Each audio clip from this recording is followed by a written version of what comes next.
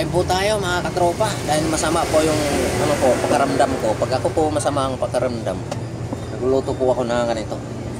Yung tawag ko yung ano? Yung Lucky Meat Chicken na nilagyan po ng gulay.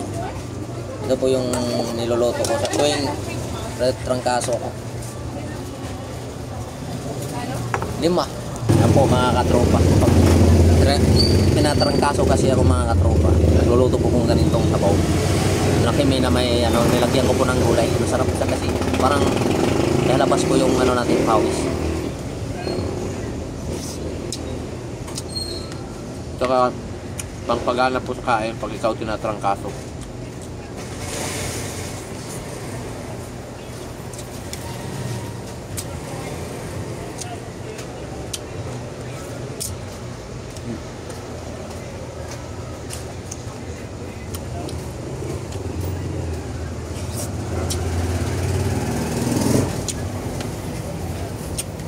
Hindi nga sana ako papasok ngayon mga katropa.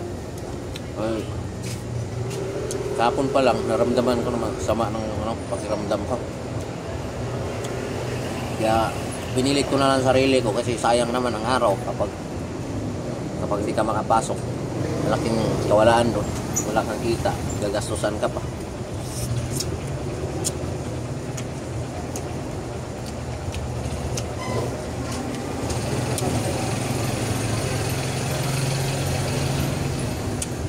Sarap sana ito kung malunggay.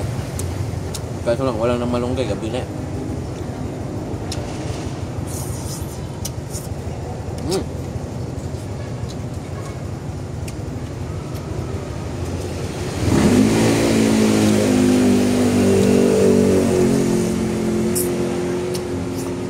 Sarap.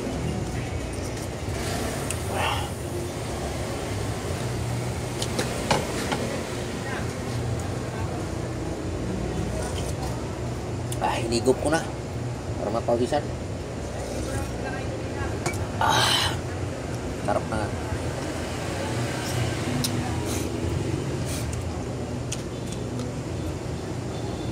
Kain po tayo.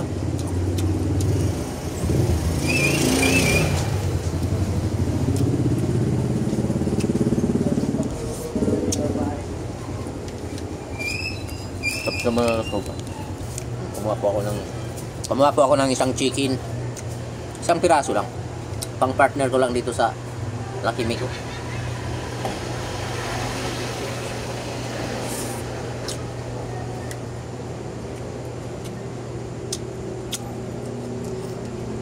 Ang hirap magkasakit.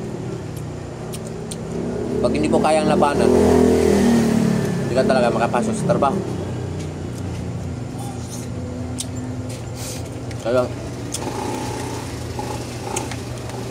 Kaya kayo dyan mga katropa, mag-ingat po kayo.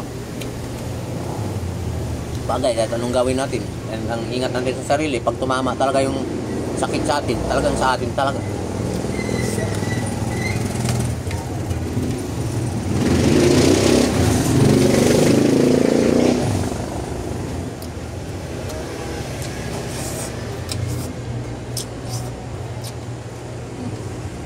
Sarap.